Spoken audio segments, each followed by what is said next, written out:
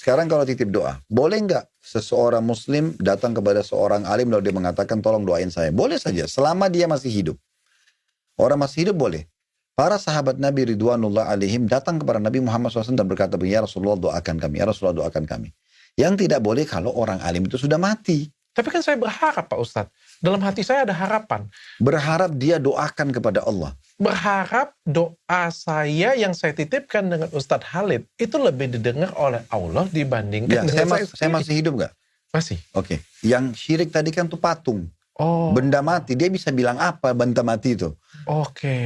Kalau kita ngomong sama patung, tolong ya bantu saya. Bantu apa patung ini ngomong nggak bisa? Malah kita bisa hancurin dia gitu. Okay. Tapi kalau manusia, apalagi dia memang orang dekat sama Allah dan ada contoh dari Nabi Muhammad SAW, kenapa tidak? Kalau masih hidup, boleh saja.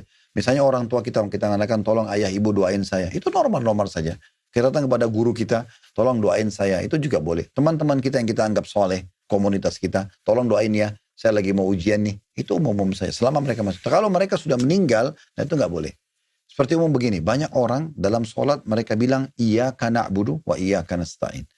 Hanya kepadamu kami menyembah. Hanya kepadamu kami minta tolong. Tapi begitu habis salam, pergi kuburan sebelah masjidnya minta tolong pada kuburan tersebut. Nah, komitmen Anda tadi mengatakan, iyyaka na'budu. Hanya kepadamu kami menyembah. Mana? Kenapa nggak minta sama Allah aja? Kenapa harus minta pada benda mati? Walaupun itu di dalamnya adalah orang soleh. Nabi Muhammad SAW adalah orang yang paling bertakwa kepada Allah. Karena beliau mengatakan sendiri, aku adalah orang yang paling bertakwa kepada Allah. Waktu Nabi SAW meninggal, karena semua nabi-nabi itu dikubur di mana mereka meninggal.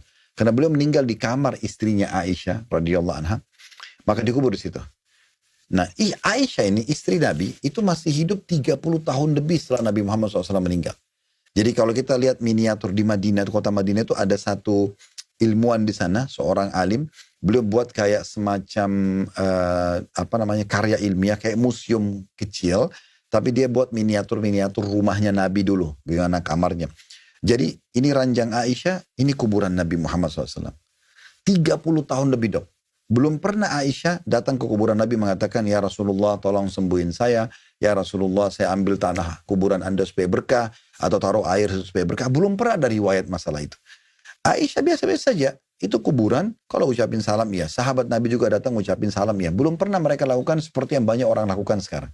Ini kesyirikan. Mereka minta pada kuburan tersebut, diambil tanahnya, diperjualbelikan tanahnya. Jadi banyak hal-hal yang menyimpang sekali dari yang diajarkan Nabi SAW. Itu bahaya sekali. Sekarang kalau titip doa, boleh nggak seseorang muslim datang kepada seorang alim lalu dia mengatakan tolong doain saya? Boleh saja, selama dia masih hidup. Orang masih hidup